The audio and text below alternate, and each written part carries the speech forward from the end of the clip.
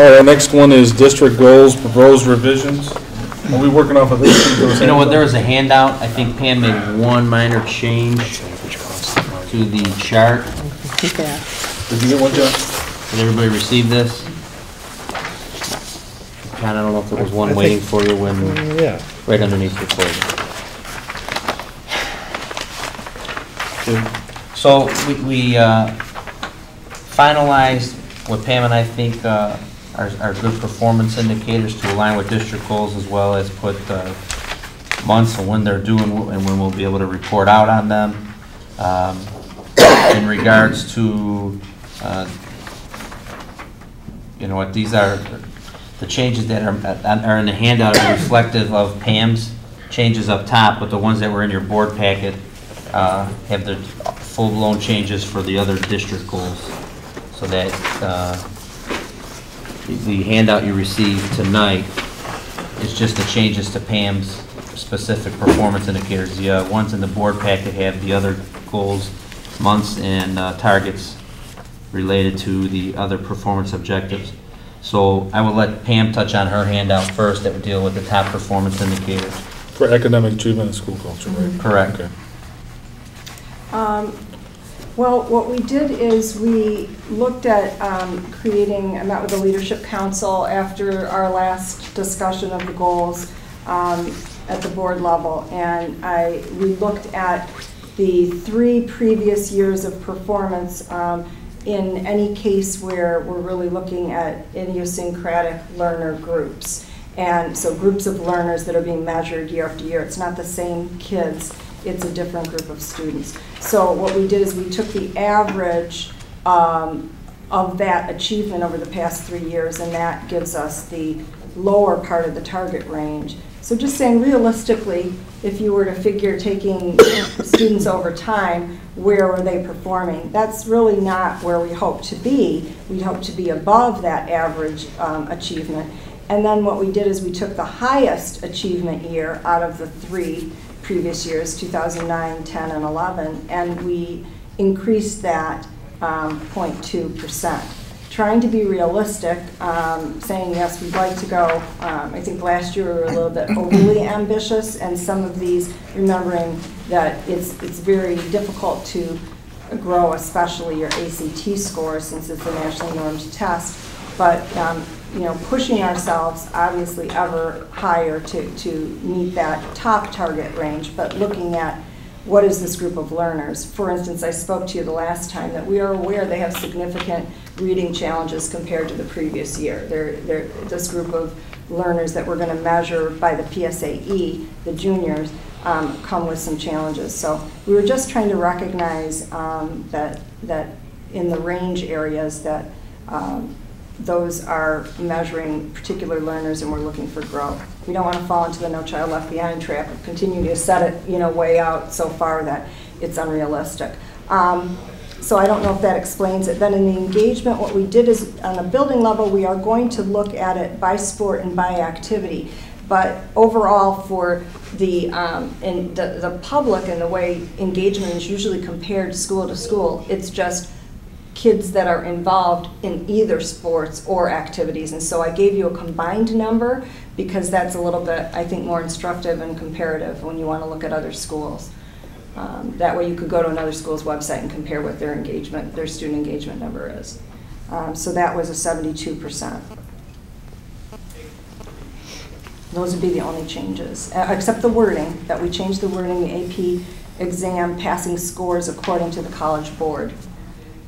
That's their definition of a passing score rather than qualifying for college credit. We improved that with Dr. Keenan's help. So I think those are the only changes. We had one other one we moved, Pam and I agreed, academic and school culture in regards to targets and measures.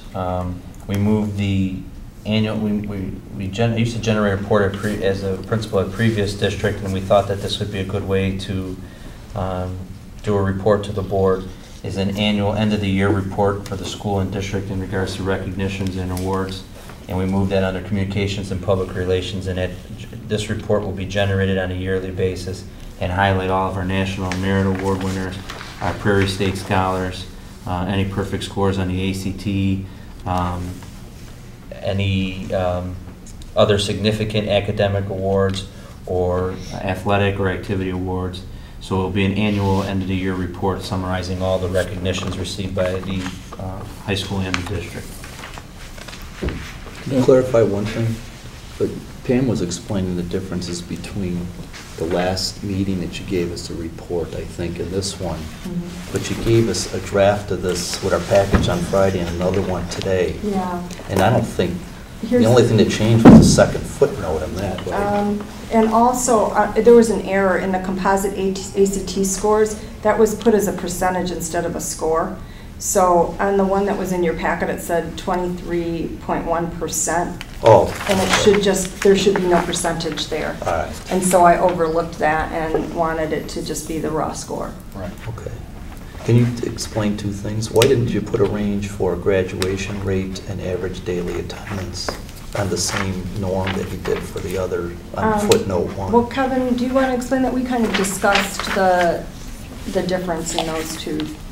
Yeah, we wanted to try to, average daily attendance is directly related to general state aid, and we wanted to set our target a little higher there.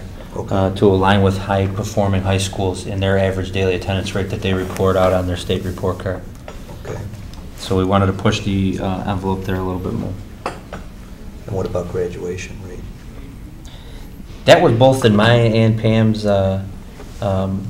original contracts, and that was something that has always been a district or a board goal. Okay. But one thing that if you notice in that second star on the bottom, they've changed, and started effective this year, they changed the graduation rate reporting, and a lot of the superintendents notice a significant decrease in their graduation reports because of the way that special ed students and special needs students are now classified in the graduation rate. And actually for us to achieve the 94.7%, we thought that was pretty good, but what we wanted to make sure of is that we kept it close to 95. We don't know if we'll be able to do that. And it's kind of somewhat out of your control, because a special needs student can stay up till their 21st birthday, where if they don't graduate in their 4-year time period, it counts against you almost in the reporting under the federal law. So you're not really looking at the history at all then? For that one? Not for Yeah. that one. Can you move the footnote to 2012 instead of 2011? It's kind of confusing if we're going to post it this way. Well, it actually was done, the 94.7 was using the new federal requirements. So the 2012 is just, it's our target, it's not an actual number. So the 94.7%, we're saying please don't compare that to 2010 and 2009 because it was configured in a different manner. So you're not comparing apples to apples there. Does that make sense? I guess. If you know what it means. Yeah. If it does, I don't think it does. But it would be appropriate, to compare next year, the 2012 to 2011, because they'll be using the same standard from here on forward, here on out. How do we determine our denominator for the number of students that we're measuring this? At what point in time in the year or? Oh, when is it figured? Who counts in your graduation rate? Actually, it starts when they enter as freshmen. So now we have a student information system. Every student has an SIS number through the Illinois State Board.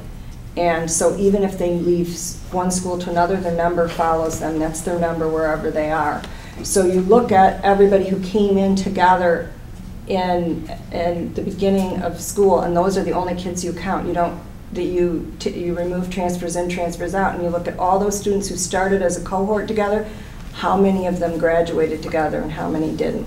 And the transfers out don't count against you, but anybody who started together that's still on your school rolls as active but doesn't go out and walk across the field on that day or get their diploma at some point during that year as a January graduate, or now it'll be May for us, will count against you. So that's what Dr. Skinkus was talking about, that your special education students, some of them stay on, but if they came in with the group in ninth grade, they will count against you if they stay in an extended program, which doesn't seem to make much sense. And they didn't count against you before. So for whatever reason, they leave the building through transfer, withdrawal, expulsion, those don't count as your denominator? Expulsion would count against you, but transferring out to another school does not count against you. What about dropouts? Yeah, we don't have too many, but what about? Dropouts count against you. Okay. And this is all, West 40 monitors this. Every time we have a student withdraw from our school, now there are new forms this year that we're filling out. They're filled out 4 times a year, and we just submitted the one in October, which accounts for every child who's exited our building, where did they go? And so we had one student, for instance, that withdrew, and we did not know where that child went. And it was a younger student, and so it was triggering into the truancy system. Where did this child go? They haven't signed up in another school. They can't, there's compulsory education laws, where is the child? And we had to continue to follow up and try and see if we could locate that child. So it's run very tightly. And I also get a report through the State Board of Education in conjunction with the Illinois State Police on missing children. And you have to look through and say, have any of these children showed up in your school, because they've been reported as leaving another school and we don't know where they are. So we're very much in contact, you know, on trying to track these students down now that there's a statewide system. Any other questions on the goals for academic achievement, school culture?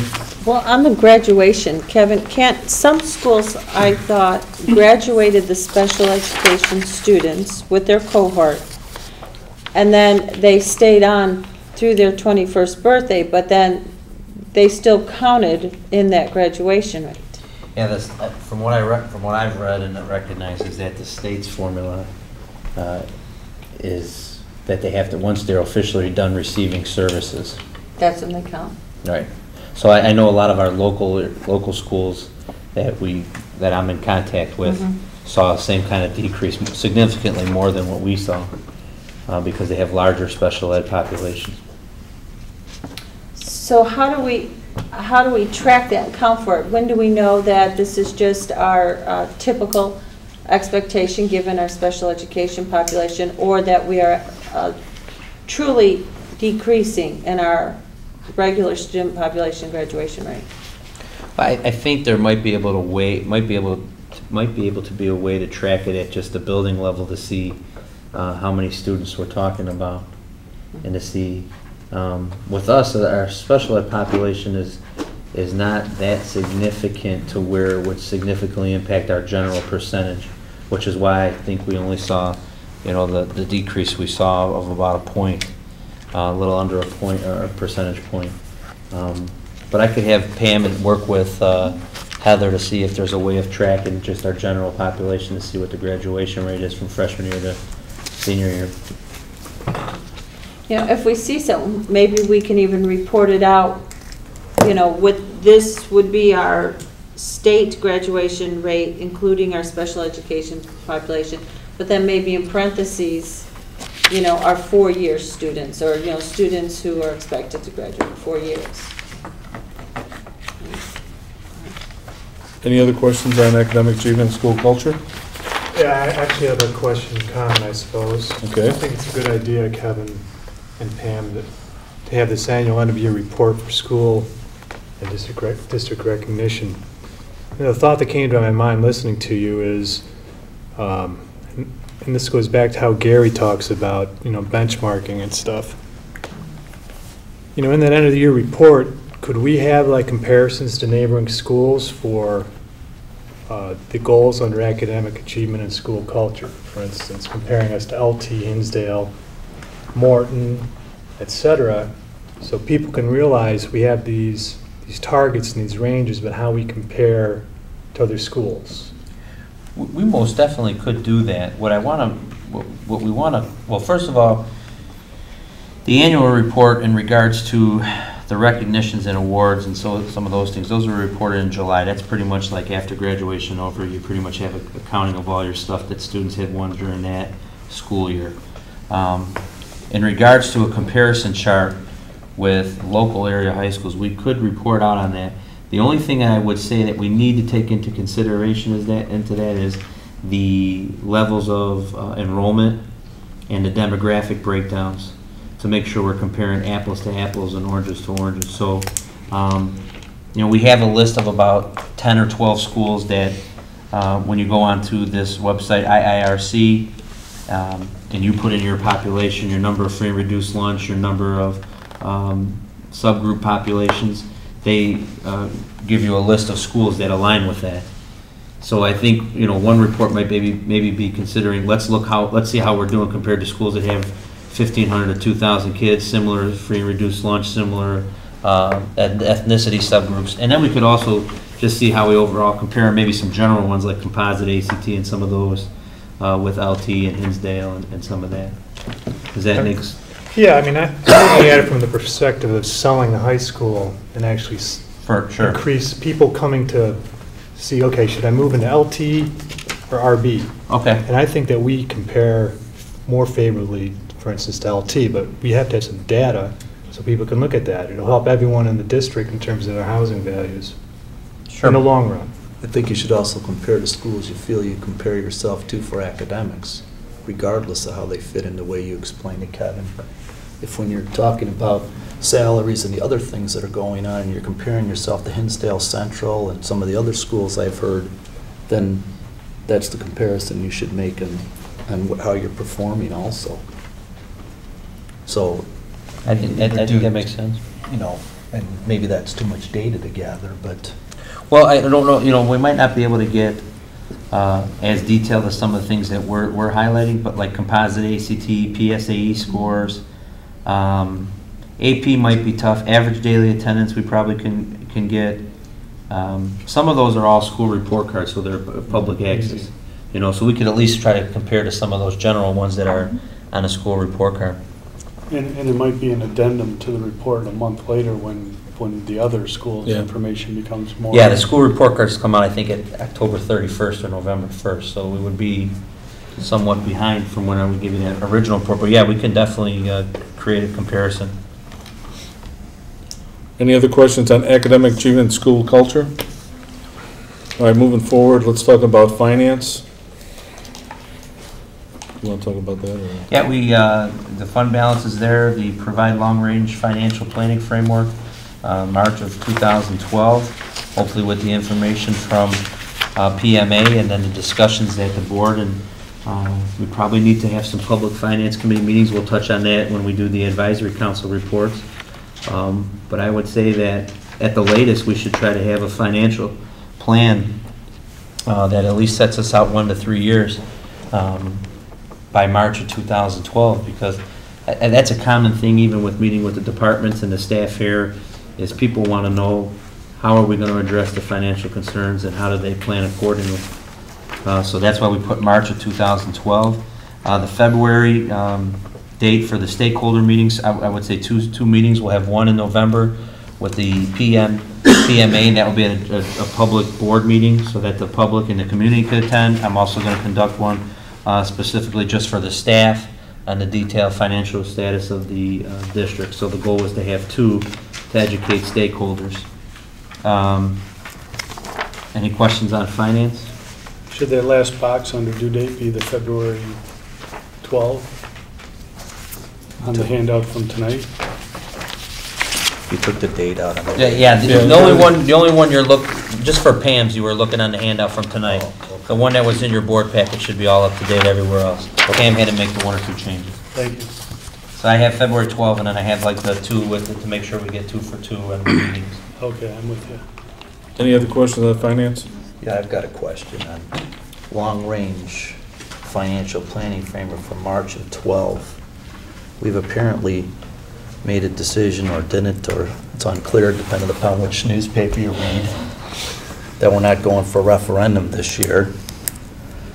And by March of 12, there's nothing that can be done for next year either. So Why do you say that? when do we have to give RIF notices out? March. Give them out in March, yeah, but So if we have to give RIF notes out in March and we don't have a long-term plan until March we're kind of burying our heads in the sand, saying we're not going to go to referendum and we're going to wait till March to see what we can do for next year. And that's A. And B, although I very much support hiring PMA, all they're going to do is take numbers and help us plan for the future. I mean, we've all been looking at numbers for 6 months. Does anybody think they're going to find some dollars under some rocks or something for a March report that's going to provide some kind of financing that isn't going to be catastrophic to next school year? I think that, I think go ahead, there's Mike. two issues there. One is the budget for next year, and when is the next election? There's not an election in November. Is the next election in February or April? One of those dates. Well, if it's in April, we won't know if it would pass or not if we did. So we still have to make our RIF recommendations based on our budget in March or earlier. And then the PMA software is going to then project out the 5 years that we need to look at to see where it goes beyond this next year. Because that's in the long-range type planning that this type of thing, this goal, I believe, is talking about. We're going to put in the numbers, and you estimate the insurance costs, you estimate the labor, you estimate the... I know what they're going to do, but they're going to take numbers we already know pretty close and help us decide what we can do in the future based on what we have or what we need. And it's also going to be useful too when we change numbers. In the past, we've never had access to numbers that change within our control. We were always going to the third-party vendor and having them update it and waiting days and weeks to get the updated numbers back. And this program will say, okay, if we did something in this area like insurance, how is that going to affect the ending fund balance going forward? And help make decisions that we'll be needing to look at. But it's going to be an in-house thing that's going to help show and project the numbers going forward, as opposed to waiting for the third party to do those projections for us, and then, you know, getting it, the timeliness of getting it back is going to be increased by having it in-house. I understand that, Mike, but unless you're going to address the other one. That's great. It's a great tool. We're going to have great numbers. The great numbers are going to say if we want a 20% reserve next year, we have to make significant cuts to our budget next year. Right, which we knew that last year. Yeah. Okay. Mr. Walsh, I think more of this will be discussed in when we do the Finance Advisory Council report out. Okay. Because I recognize what you're saying is that there's a short term of what we need to cut for next year to maintain our 20% fund balance, but we need to be talking long past just next year. The reason I set March on this chart is we brought PMA on a little late, but I mean that's somewhat expected with a new superintendent, new CFO. And I wanted to use January and February, which I think is going to be a time crunch already, but I think we need to have some public meetings where community members and teachers, everybody can get together in a room to voice their concerns or to provide us alternatives to how to address the numbers that we get from PMA. And the only reason I would say we want to maybe at least wait, I get what you're saying, there's no reason we can't start working on this now. I think some of it is just, do we truly know the clear amount that we need to cut for next year? Because we're probably talking about the impact on kids as well as professionals. And if it's every 100,000 one way or the other can make a difference. And the other key thing with that falls into place is the master schedule, to feel out what classes that you're going to have and demand you're going to have to be able to do that, and that won't happen until in 2012. Now, your comment about the master schedule will determine your staffing needs for based on what your students are going to be taking. That's what the master schedule does. Yeah, but again, do we think there's going to be a significant change in what people are going to want to take next year? Well, I think there's problems in the schedule right now where certain classes are still running small. And until those type of things are corrected and you get those numbers going forward, there could be some savings in that, in that master schedule alone. There could be some savings in in some of the retirements that are being contemplated or worked on. Well, there's things we could find out right now. There's somebody looking at the master schedule. We keep hearing there's small classes, which we saw the numbers, if they didn't change much. How many of them are below? And you have what it is for this year, right, Pam? How many are below? I mean, you know every class, how many kids are in it, right? So But the we could look master at what we schedule- have this year and see if we really have that many small classes. We started working on that already. They've been working on it, Tim. And then on your other comment about the referendum, if you want to bring up and have a referendum, bring it up. Throw a motion out there. I made the comment for 2 points. One is the board never discussed whether we were or going to work, but we read about it in the paper again. Okay, I thought we were going to try to avoid that. all right. And the second one is throw the motion up and have it voted down without having the information. What I'm saying is you can't just say we're not going to have a referendum. Anybody here sitting thinking if we're not going to have a referendum, we're going to get a master schedule and hire a new guy and something great is going to be pulled out of it to save some significant cost cuts next year, I think is not clearly communicating to the school, the parents, and the teachers, and the community. Because, you know, okay, if there's a handful of classes that are smaller than what our target's going to be, it's not going to cut $1 million out of the budget. And that is the reason why we'll have these open meetings with the community on financing. That is why the master schedule, even though you disagree with it, is going to show what our staffing needs are going to be and needs to be done when kids register, and that's why they're trying to move it up a little bit to make sure it works. It's all that together. It's not just saying how many small classes do I have and everything else. You are budgeting for not the 2011-2012 school year, you are budgeting for the 2012-2013 school year. Well, You are. That's what you're doing. I'm not disagreeing with that, but we're going to hire somebody to help us look at the financing for 3 or 5 years. They're obviously making assumptions of how many kids there are, how many classes there are, and how many we need. So if in March they can look and see what we can do for the next 3 to 5 years, I have a hard time thinking looking at 2011-12 isn't a pretty darn good indicator of what we would expect in 2012-13. Well, just look at what happened with the 2011-2012 budget that was proposed for a 20% ending fund balance that wound up at 23.5. So what I'm saying right now, pardon me, 23.35. What I'm saying right now is there's a lot of factors that go into developing this budget. So my question to you, my comment to you is, one of those things is that they have better financial control, knowledge, facts to be able to develop a strong budget to make it happen. One of the other things, the key things that you need to look at is this master schedule. You got to be able to make sure that you have the classes in there that are going to meet what the kids are going to need, and then at that point, then you know what you have. Right now, I don't know how many classes kids are going to be taking in the 2012 or 2013. I understand that, So- Matt. I already addressed that. If we can hire somebody to look at it for 5 years in the future, you can't, I'm asking Pam or Kevin to speak out. Isn't the current school year a pretty close indicator of what we would expect next year? Yeah, we can use some of that data. Yeah. And I mean, can't we look at that and say how many, what do you call it, class?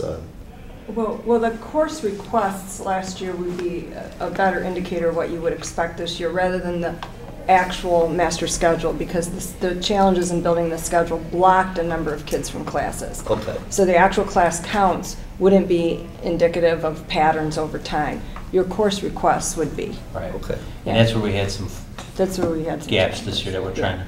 But what you're saying, it should somewhat reflect. The thing I think, and I think we're moving a little bit into the advisory council reports, and some of the other board members will be able to talk about this a little bit of what we discussed this month.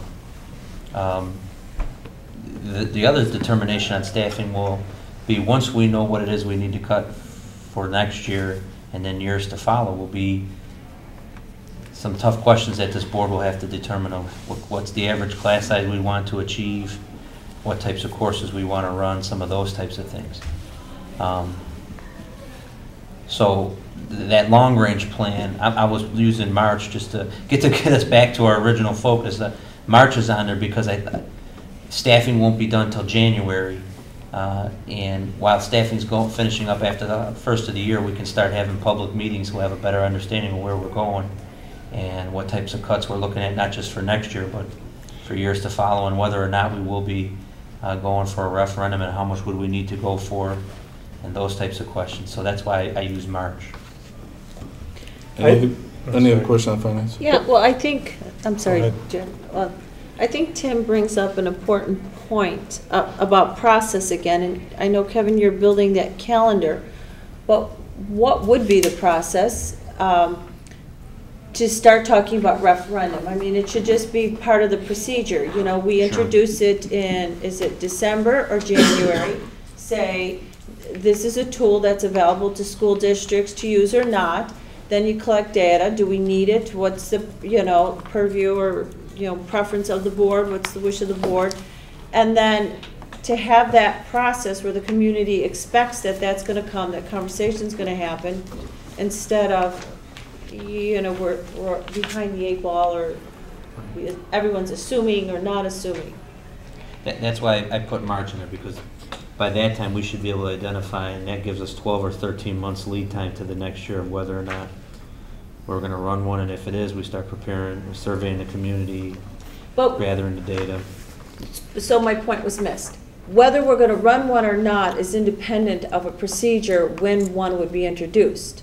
So on that calendar, if you were going to run one, you might decide you were going to introduce the concept in December, collect data in January, and then vote on February that yes, we're going to run one. So each year you could have that process and say, is that this year, do we need a referendum? And then you might say, well, Sure. we'll collect I data. get what you're saying, Yeah, the formality of putting it on the board calendar, consider it every year. Yeah, the formality Sure. of considering every year, and, you know, wouldn't it be a wonderful position to say we collect data? No, that's not what we need to do this year, then you vote it down. You don't have to vote on that. But it's the formality of introducing that and collecting the data and doing the due diligence, I think. No, I would agree, and we're building those calendars right now with each advisory council we've talked about. Specifically more like finance, personnel, facilities is more or less just checking on purchase service contracts, but there's not as much in regards to a board operational calendar. But the finance, when we are talking about that, and in that planning stage now. Any other questions on finance? Well, if you're going to get to this in the further reports, that's great, but I sort of echo Tim's, maybe it's frustration here about, you know, are we by default not going to have a referendum?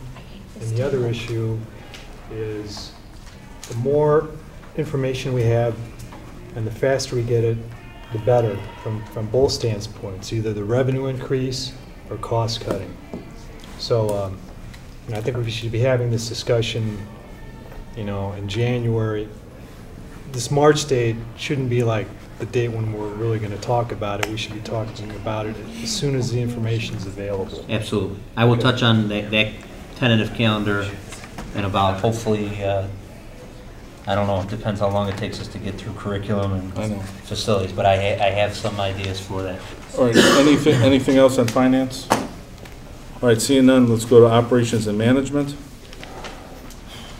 Any questions on that? Yeah, I had a couple of comments. After looking at this more over a few weeks, and actually there's an additional one on Pam's handout, but when I look at operating calendar for BOE, that to me is more of a superintendent goal.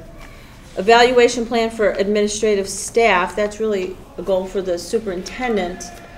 When I look at district goals, I think of what the community expects of the school, you know, what they expect of the place that they pay taxes to have run, what they expect of the place where they send their kids. You know, so when thinking of that hard outcomes, I'm thinking if I'm sending my kids there, I want to know that they're safe. How many incidences did you have? That would be a goal. You know, we're going to target 0 incidences or 0 whatever, 10% lower than last year. If I'm thinking about the place that I'm paying for with taxes, or I'm sending my kids there, I want to know that you have the appropriate curriculum in place so that when my kid graduates, they're ready to go to college and I'm not having to put them somewhere else. So, I don't know, we may need to put this back. Well, but the community, whether you have a plan to evaluate administrative staff, that's your goal.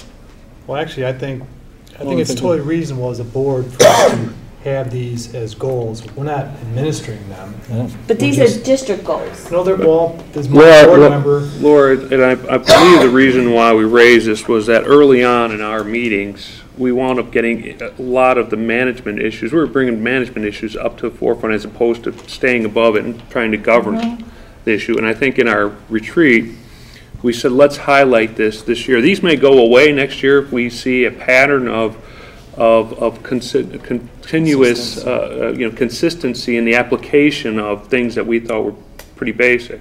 But we were always questioning a lot of things on payment of bills, looking at over budget line items, things like that. And I thought we brought this in our retreat to highlight this, to make sure that the administration, the new administration, addressed these issues and came with some substantive programs in place. And that's why I think we highlight them. I agree with you that maybe, these don't necessarily, but right now we're highlighting these as goals so that these basic type of administrative functions are in place, that we can see it. But is this person across the street who doesn't have kids here, do they want to know that the superintendent has? But we're going to highlight the first goal. Administrative staff. We're highlighting the first goals as the big bullet point out, the calling points, the graduation rate, the attendance rate. Those are the key drivers that I think anyone wants to look at a school, and those are the ones that we're going to be highlighting out. We, as a board, in our retreat, said let's highlight these to make sure these get in place. Yeah, this goal of operation and management is a district goal. It's on the website, and in our retreat, we thought that these were good indicators. But in thinking about it over the last few weeks, I'm questioning whether these are the appropriate indicators. Because I don't know that the community is going to say, that school's not performing up to par because the plan that the superintendent has to evaluate his administration staff is not what I think it should be.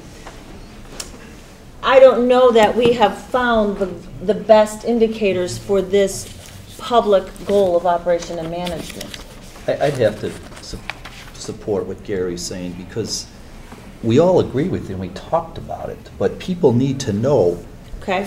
Take the last two, monitor, maintaining compliance, and review and maintenance of purchase contracts. It's not our job, but it's not being done. Yeah, I didn't disagree with that one. I said the first two seemed to be like what we were going to measure Kevin on. But again, it's not being, we ask all the time, when should this be done? What's the calendar? It's not his fault that it was done. He's new. So it's nobody's fault here. Tim's new. So we're saying, even though, as Gary said, probably in a perfect world, these aren't district or board goals. They're weaknesses in our operation, and we are putting the fire kind of on our administration to say, we're looking at these and we expect it to be done, and next year they're just better be in place, and we'll worry about some other higher level goal. But and you could look at that on some of the other process for aligning and maintaining the Board of Education policy manual. I mean, all of them are things that you wish were in place already, but they're not. So it's a lot of effort for our administration to put these in place, and they know we're keeping an eye on them, and I think it's a good thing to do for this year. And however you communicate, you could argue that it does help. There was communication or things in the paper about whether we complied with laws during the referendum. Well, the question is, are our board policies in place, and do people understand them? So we're raising that up to make sure that that is accomplished this year. Well, I seem to think that we're missing some, or maybe we need some of the bigger ones. I mean, if I look at a school that we're paying for with our taxes, I want to make sure that everybody has the appropriate certification. I mean, that's kind of a big district. That's, is the building running appropriately? Do you think that really after the Balderman incident that we would let that lax anymore? That's a closed session issue, and we've already discussed that in closed session. That would go under like number 5, though, what you're talking about. Yeah. Yeah. Processes and procedures for aligning and maintaining. And actually, we didn't get to that, but I would suggest that we add state laws and regulations to the last one, too. Which one? For to monitor and maintain compliance with this collective bargaining agreement, Board of Ed policy, state laws and regulations. Because You're looking at the old copy. Yeah. Hold on. So the new copy This is the new copy with your board packet. You're going with these three now. What he's saying is, this is out, this is in, these are in, those are out. Well, actually, I have to agree, the state laws and compliance, I mean, we're paying tax dollars, the school needs to be in compliance with state laws. That's an easy one to add, because there's on the ISBE website, the IWAS, you know, they send you, they have a calendar of all the dates when all the reports are due, and then they send a 30-day notice, a 15-day notice. So, I mean, we can put that on there, but that's probably a checklist eventually we want to start to follow for the rest of these, but I can put that on there, But that's not. If you go to the one that you raised about whether our teachers are certified, we've asked, and they have a form now. Right. And they checked, and they said that, with that one, we felt pretty confident they have a good program in place and they are monitoring. No, that was discussed in closed session, and there was disagreement among some of us, because we weren't sure that we did have a plan, and we said that we're gonna put a plan in place.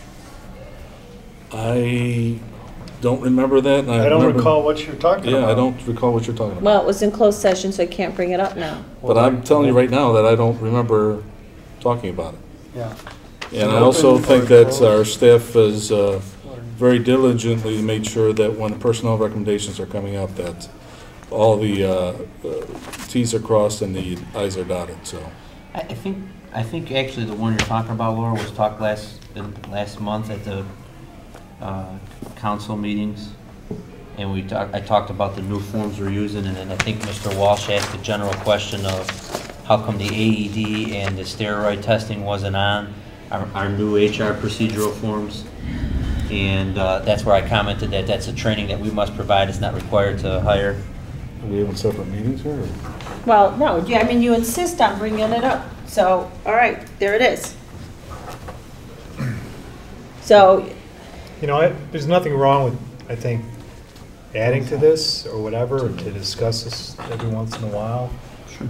Yeah. Well, here's the key thing with it, is they bring up personnel for you to hire. If that checklist does not have the check on it it's supposed to have, you will vote no on it. right, that's what we're saying, so these are So- new, I think it's a But I think the checklist procedures are, thing. Laura, the procedures are in place to make sure that that's happening. Right, Because of the checklist form that we get for the employee hiring. I think what you're going, to be a little more specific, Laura, the hiring stuff would be covered under the board policy and procedures. So if I had to make a list for all of them, this document would be several pages long. no, That's it's, in there to make sure the certification and the background check is done, and we put in the administrative Right. procedures in place of creating that form. all right, or, you know, in compliance with state laws, check, yes, we're doing that. Right. Right. All right, To anything me, else? there are specific things listed here. You know, evaluation plan for administrative staff, things like that. So within there, we would see, once these are established, what the administration is doing for these particular things. I would think for processes, procedures for aligning and maintaining Board of Education policies, I would think part of that is to stay in compliance with state law, you know. So I would think inherent in these broad goals are the specific ones you're trying to get at. So I don't know how specific you want to get at. We can make this 50 pages long if we want to goals, but let's. Goals, I think at the if you make it retreat, that long, you're. I know you wind up not having goals. You wind up having, you know. Micromanaged. No, my comment was that, I'm not saying to add more, that these seemed more like what we would be evaluating the superintendent on, and that we might be missing the opportunity to have other district goals that the community would be monitoring the district on. And at the retreat, the two top items that you're talking about were key items that the board itself, a majority of the board, felt that needed to be addressed for this year. And once these are in place, then they will come off and other goals will come on there, that once we know that this is, that this has been established and been completed. And if that's fine, but at the retreat, it didn't mean that we approached God's law, and it didn't mean that we couldn't think about something and change it. God's But law. if we want to say that at the retreat, we are comfortable with that, and after discussion, then that's what we're going to go with, fine. But just because we discussed it at the retreat doesn't mean it has to stay. I'm bringing it up for discussion because this is our meeting for us to talk to each other. Matt, did you miss the sermon last time? I gave a sermon 2 weeks ago, but No. at church, but, anything else on operations and management? All right, next is public relations performance indicators. Any question on that? We do have the district website up on October 11th. I think as we evolve this website, though, we need to be able to increase the interactivity. Pam, you know what I mean? We start out with a website. Then as it starts expanding, it starts providing more, you know what I mean, as it grows. You know what I mean? That's what I'm looking at. Where's the next step going to be and stuff like that. So like a blog, so we take over from the landmark? No, we would not do that. Okay. But you know what I'm talking about, John? Ways that, you know what I mean, to better communicate. So anything on public relations performance indicators? All right, seeing none,